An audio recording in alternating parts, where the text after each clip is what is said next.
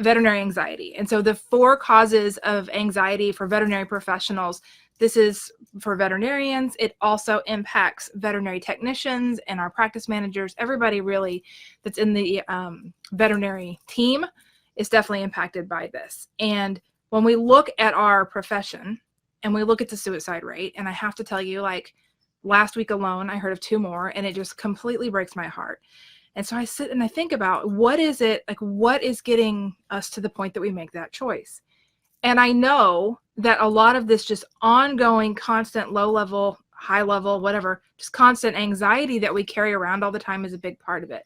So I started to do a little bit of research into that to figure out, what is it? What's the cause? We can all say, we always say things like, I'm really stressed out, or I think that's probably the most common thing we say, right? It's like, I'm so stressed. I'm so stressed. And then we will also recognize that we're anxious. Now, we don't always say, I'm feeling anxious. Like that's not necessarily the language that we use, but there's a lot of us who have gotten actual professional help for anxiety. There are a lot of us, myself included, who have suffered from anxiety attacks associated with work. And the outcomes then over time ends up being like just lots of things, right? Like it has an impact on our physical health, our mental well-being, our decisions to stay in the veterinary profession. And then the absolute worst case outcome is that when we elect to take our own lives as a way to get away from it. So I see Heather is out there. Heather, it's great to see you here. I have to tell you a shout out to Heather, who's here despite the fact that her son had his appendix out yesterday. So I was glad to see that he was doing better and getting out of the hospital. So yeah, Heather, I just totally put your personal stuff on Facebook Live. Sorry about that. Probably not cool, but I'm glad he's doing great. So let's see. What are we going to do here with this whole anxiety thing? So the first thing I want to do is I want to talk about the difference, because we so often say, I'm so stressed out. And then like, what does that even mean, right? Like, what does that mean? And as you try to define that, let's put some like a little bit of more info behind these things, because stress, anxiety, and worry all go together, but they're different. So first, let's just start with stress, because one of the most common things we say is, I'm so stressed out. I'm feeling so stressed. I'm so stressed today. So what on earth does that actually mean? Stress is just your body's reaction to something, right? It's either something external or internal. And I'm just going to kind of pull this up here because I've got some notes to the side, because I wanted to define these really clearly. So stress is just your body's reaction. So to some kind of challenge or demand. It can be an external challenge. So for example, like when your dog sits on your lap, your body feels physical stress from that, right? You can feel that animal on there. So that is actually a type of stress. It can be mental stress, like a mental impact to something that you're thinking about or something that's happened. So if you're worried, and that's this side, that's Beamer. He's up there hanging with us today. No idea what he's up to. But whenever we have like mental stress is probably the one that we think most about, because when we say I'm stressed out, we're not generally talking about something physical like that is pushing on us, right? We're talking about something mental that's pushing on us and the way that we feel because of that. And so when we are dealing with stress mentally, we do have reactions in our body from that. So stress is like the body's reaction to the mental noise going on. So all the thoughts, all the things circling around in our mind as we think about our clients and our patients and cases and all of that. That's what stress is. So it's our body's reaction to that, whether it be, and we're talking in this case mostly about internal stress, but stress, the example that I gave was a dog sitting on your lap. So that's stress. So then what's worry? Well, let me read you a definition. Worry is the give way to anxiety or unease. And basically what that means is it's when we allow our mind to dwell on something, when we continue to circle on a thought, so it becomes a state of anxiety and uncertainty.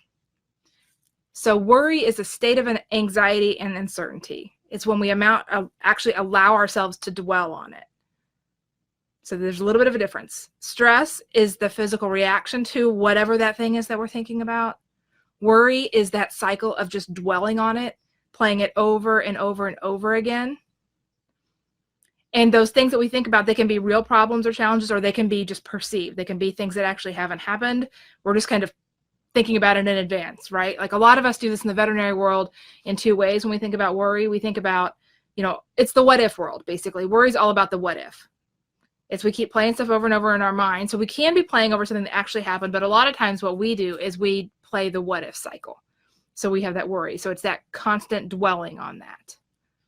And then so a lot of times we're dwelling on thoughts that have to do with anxiety. So let me give you a definition for anxiety. Anxiety is a feeling of worry, nervousness, or unease about something with an uncertain outcome. Ding, ding, ding, ding, ding. Like that is the key here.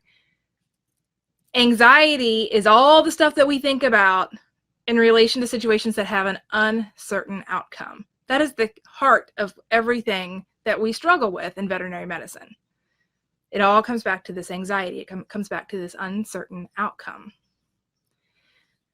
Now, if I was a psychiatrist and I wanted to use the medical definition of it, psychiatry defines anxiety as a nervous disorder marked by excessive uneasiness and apprehension, typically with a compulsive behavior or panic attack.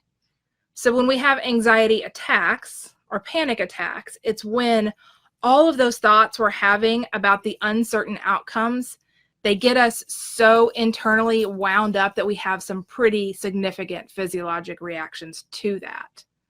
So a panic attack is, or an anxiety attack is basically the definition of, or the perfect example of the internal stress becoming visible, right? So we talked about stress being the body's reaction to something. So an anxiety attack is the body's reaction, the body's stress reaction to anxiety. And we don't always, all of us get to that point. We don't even always get there every single time. But that's what's happening, is your body's just finally like letting that overflow. And the thing of it is, even if we're not having those massive attacks where you're having a full-blown panic attack, your heart is racing, your blood pressure's up, maybe you're starting to sweat, getting dizzy, like all of those kinds of things. Even if you're not having it to that extent, when you're feeling anxious, right? Because you can feel that tightness or however it feels for you, but you know that it's there. And we don't like the way that that feels. So the thing of it is that in the veterinary world, if we keep in mind that anxiety is really caused by our thoughts over uncertain outcomes, like that's our whole life, right? Like as doctors and as veterinary nurses and practice managers and all that, there's so much uncertainty that it makes perfect sense that we're feeling anxious, because we don't know how to deal with the uncertain outcomes. And so there's actually 4 things that I've identified that are the main contributors to anxiety in the veterinary profession. And I'm going to run through these 4 real quick. And as I run through them, if any of these hit home with you, I would love it if you'd let me know. If there are other things that are causing anxiety, I would love for you to share that with me, because I'm trying to kind of do a little research on the side here with this, because I really think that so far, I think that every situation that we can describe that we would call like the cause of our worry. What are you worrying about? What are you feeling anxious about? I think it can fit into these 4 things I'm going to describe here in a second.